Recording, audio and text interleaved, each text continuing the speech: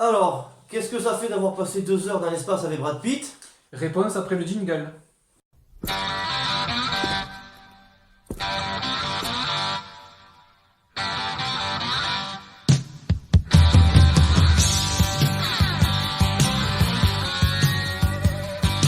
Bonjour tout le monde! Et bienvenue sur The Judgment Film. Aujourd'hui, on se retrouve, Guillaume et moi, pour la critique de Ad Astra, réalisée par l'excellent James Gray, avec comme acteur principal Brad Pitt, mais aussi avec des acteurs secondaires très connus, comme par exemple Tommy Lee Jones. Je ne sais pas si tu veux en rajouter d'autres. Liv Tyler, Donald Sutherland, Voilà, qui avait joué dans Space Cowboy, justement. avec Clint Eastwood et Tommy Lee Jones aussi. Tommy Lee Jones. Alors, de quoi parle Ad Astra? C'est l'histoire du coup du personnage de Brad Pitt, voilà, dont son père a fait partie du projet Lima. Donc le projet Lima, c'est une expédition au fin fond du système solaire dans le but d'avoir plus de tranquillité pour rechercher des formes de vie extraterrestres dans les systèmes solaires voisins. Dans un futur proche, la Terre est frappée par des rayons cosmiques qu'ils appellent la surcharge, ce qui fait que tous les appareils électroniques sur Terre pètent, quoi, en gros, enfin voilà, explosent, voilà.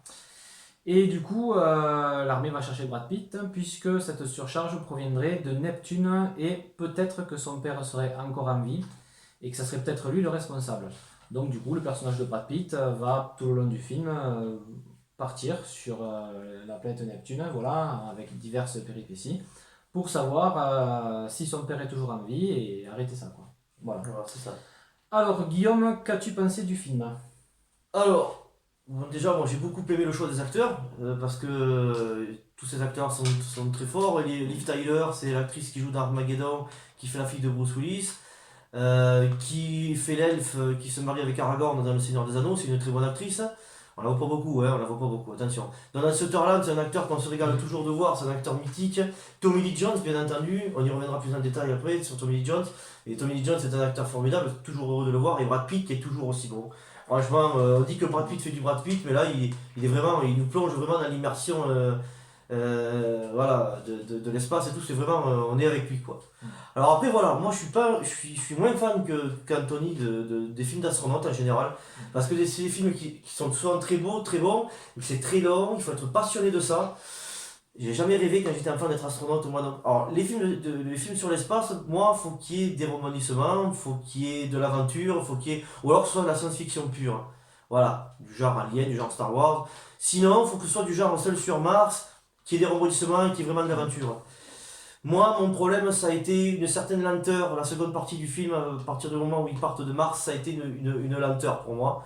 Et qui n'aboutit jamais. Mais ça, on en parlera dans la partie spoiler. Pourquoi est-ce que en plus, ça aboutit sur rien pour moi.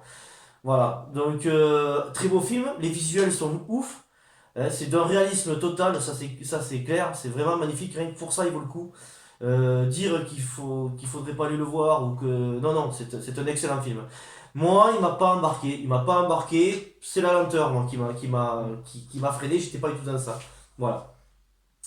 Alors pour ma part, moi j'adore les films sur l'espace, que ce soit réaliste ou plutôt tiré de la science-fiction et tout ça. On est quand même un peu dans la science-fiction puisque c'est un futur qui est assez proche. Je pense que le film se déroule en 2100, 2120, un truc comme ça, voilà. Moi déjà les acteurs, super. Brad Pitt, je l'ai trouvé énorme dans ce rôle-là. Il m'a transmis de l'émotion, il n'y a aucun souci là-dessus. Mais surtout aussi le côté réalisme du film, c'est-à-dire comment on peut être préparé à des voyages dans l'espace avec toujours prendre rendez-vous, enfin avoir en contact un psychologue, est-ce qu'on est prêt à partir ou pas, voilà tout ce cheminement. Aussi le temps du voyage, bon là on est dans un futur proche, on est un peu dans la science-fiction, donc par exemple pour aller sur Mars, je crois qu'il faut 3 à 6 mois, enfin je sais plus, que là dans le film par exemple, en 19 jours ils y sont, voilà. Une technologie un peu plus avancée, Voilà, mais exactement. Mais bon, on ressent quand même ça aussi. c'est assez proche d'aujourd'hui quand Ça- même encore au niveau des visuels un peu. Voilà, exactement. Mais on est quand même. Enfin voilà, on ressent quand même la solitude des personnages sur des longs voyages comme ça dans l'espace, donc ça c'est très bien. Visuellement, j'ai trouvé ça magnifique, hein.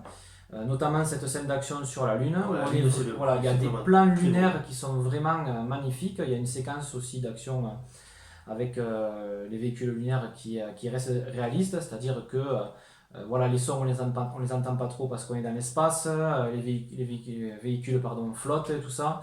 Donc tout ça, j'ai vachement bien aimé. Le chouette, design aussi des planètes, quand Brad Pitt donc, part voilà, sur Neptune, notamment à la fin, j'ai trouvé ça vraiment magnifique. Hormis ça, c'est vrai que le bon point positif aussi, c'est l'écriture du film qui fait que on veut absolument savoir ce qui se passe à la fin. Voilà. Le réalisateur arrive à prendre le spectateur, enfin je trouve, enfin, pour moi ça a marché en tout cas, arrive à te tenir en haleine, et même si des fois il y a un côté un peu mou dans le film et tout ça, des longueurs et tout ça, ben, tu restes parce que tu veux vraiment savoir ce qui va se passer à la fin. Voilà. Ça aurait pas été gênant ça, si justement la fin vous avez plu. Voilà, mais ça à la fin, on ça, va en c'est parler ça. dans la partie spoiler, notamment de la fin. Mais après, c'est vrai que même s'il y a des rebondissements dans le film, c'est tourné de façon tellement réaliste que des fois ben, c'est un peu mou et c'est vrai que ça peut gêner. Moi, à un moment donné, c'est vrai que j'étais un peu perdu dans le film par rapport à ça. Mais bon, ça va parce qu'on veut rester vraiment jusqu'à la fin. C'est la fin qui te tient en fait. Voilà. Tout l'intérêt du film, c'est la fin. Exactement. Après, on est vraiment dans le lien au niveau entre Brad Pitt et son père. Voilà, le père et le fils. Son père est parti depuis un moment. Il a plein de questions à poser, des trucs comme ça. Est-ce qu'il va vraiment le retrouver, tout ça. Donc aussi, on est pris à la haine par rapport à ça aussi. Et moi, tous Voilà. les films qui traitent de père-fils, ça me touche forcément personnellement. Donc j'en attends toujours quelque chose. C'est pour ça que moi j'attendais vivement la rencontre entre Brad Pitt et Tommy Lee Jones. Voilà, donc ça on y reviendra après. Il va falloir qu'on passe à la partie spoiler parce que la fin Voilà. c'est le plus important quoi. Parce que voilà, moi justement personnellement, ce qui fait que dans le fond, j'étais déçu du film, c'est surtout ce qui se passe à la fin. Ouais. Donc, on va y aller carrément. Donc, on va rentrer dans la partie spoiler, notamment sur la fin du film. Donc, si vous n'avez pas vu le film et que vous voulez surtout savoir ce qui se passe à la fin, eh bien, revenez que quand vous aurez vu le film. Voilà. Alors, moi, à la fin, je me suis dit tout ça pour ça. Puisque, bien évidemment, à la fin, Brad Pitt arrive à arriver sur Neptune et retrouve son père. Son père qui a été obligé d'éliminer les membres de l'équipage puisqu'il souffrait de la solitude, les membres de l'équipage, il voulait rentrer et lui il était à fond dans sa mission. Il a passé presque 20 ans, faut dire. Oui, même plus 30 ans. Ah, il a passé 30 un temps de fou là-bas. Et lui, vraiment, son père ne vit que pour le projet Lima, c'est-à-dire essayer de trouver cette forme de vie. Il est complètement déshumanisé et il déteste la Terre, voilà. Donc il y a cette rencontre avec son fils, ces retrouvailles assez intéressantes où tu as quand même la larme à l'œil. Enfin voilà, quand surtout son père lui dit que il ne veut pas retourner sur Terre, que même si sa mère avait des idées et de voir grandir son fils, d'un côté il s'en moque totalement. Oui. Voilà. Et du coup, donc Brad Pitt veut le récupérer pour le ramener sur Terre, forcément parce que c'est quand même son père, et son père se détache et part dans l'espace, se suicide. Il veut pas le récupérer que pour ça aussi, c'est parce qu'il se rend compte dans le courant du film que la Terre a l'intention de détruire définitivement le projet Lima en y mettant fin par l'arme atomique. Alors au début il est pas trop d'accord avec ça parce qu'il veut créer le lien avec son père, il a l'espoir de retrouver son père, mais il va se passer 2-3 choses dans le film, notamment quand il voit la vidéo où son père dit qu'il a tué les membres de l'équipage et qu'il est jusqu'au boutiste de sa mission. Là il comprend qu'il va falloir qu'il détruise Lima, et en même temps en détruisant Lima, ça annihile un peu cette matière noire qui envoie ses effets électriques sur Terre. Voilà, parce qu'il y a eu un dysfonctionnement, donc voilà. c'est pas trop bien expliqué. Et ça c'est pareil, il s'attarde pas, on ne sait pas en quoi le fait de faire exploser ce d'avoir un truc. dysfonctionnement, puis donner des rayons cosmiques, tout ça, c'est pas très bien expliqué. Ou alors je l'ai pas compris, mais voilà. j'ai trouvé ça. Mais ce que je veux dire, c'est moi l'effet que ça m'a fait, donc c'est un avis vraiment personnel, hein, après peut-être qu'il y en a d'autres qui aimeront ou pas, c'est que je me dis tout ça pour ça. C'est-à-dire que moi, ce qui m'avait vraiment plu dans la bande-annonce et dans le film, c'est ce fameux projet Lima. Est-ce que oui, il trouve une vie extraterrestre ou pas? Est-ce qu'il trouve des mondes? Sans rentrer en contact voilà. et tout. Et là, finalement, ce qu'il trouve, ce sont que des astres morts. Et je me demande même si c'est pas les satellites de Jupiter, Saturne, Titan, voilà, Cassiopée, tout comme Ils ça. se sont pas attardés non plus dessus. Et voilà, et moi je on trouve te laisse ça planer un vraiment doute en dommage, fait. parce que tu sais même pas tu sais même pas au début du film si cette surcharge c'est lui qui fait exprès de la faire, c'est que est-ce qu'il a rencontré des extraterrestres et que vu qu'il n'aime pas l'humanité il se retourne contre elle ou pas. Moi je m'attendais vraiment à ce côté science-fiction comme ça. Et le fait juste que ce soit les retrouvailles entre le père et le fils, et que le père il veut pas rentrer, point. Et qu'il fasse tout exploser et que ça propulse le vaisseau et qu'il rentre. Je suis resté un peu sur ma faim, et ce qui se fait que pareil, au final pareil, j'ai pas été emporté et j'ai été déçu de la fin. Voilà. Après, certaines personnes apprécieront certainement la fin. On vous conseille vraiment d'aller le voir. Ah ouais, parce qu'après, Voilà. c'est un très beau film. Hein. Voilà, Et- c'est pas un mauvais film. Ça, c'est clair et net. C'est vraiment pas un mauvais film. Là-dessus, il y a aucun souci. C'est un très bon film. Mais voilà, on adhère ou on n'adhère pas. Et moi, pour ma part, j'ai pas du tout adhéré, surtout à la fin. Voilà. C'est souvent le même problème sur ce genre de film, je sais pas, c'est souvent ce même genre de problème. Tout se résout à la fin, bien entendu, et souvent, t'as un long voyage, et avec le gros dénouement final qui est souvent important. Et souvent, ça leur arrive de se foirer. Voilà.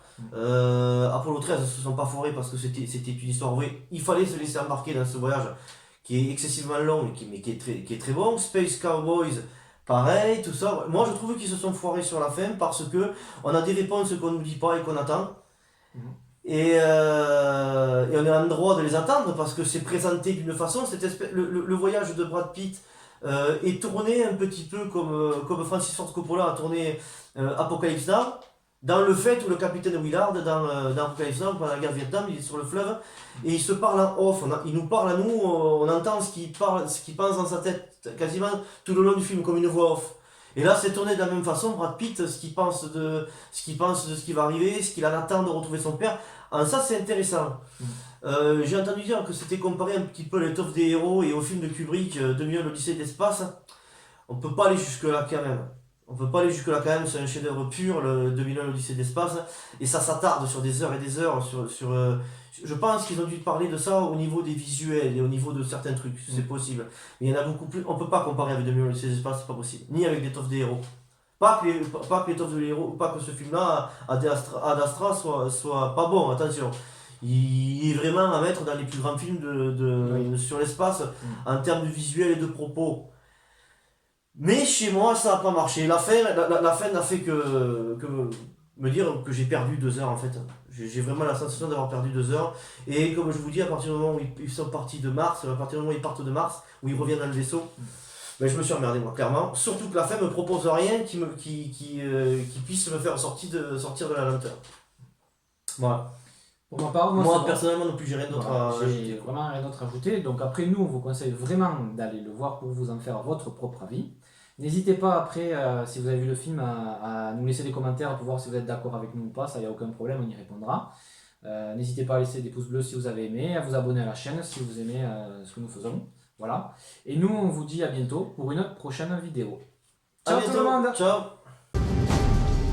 Hasta la vista, baby.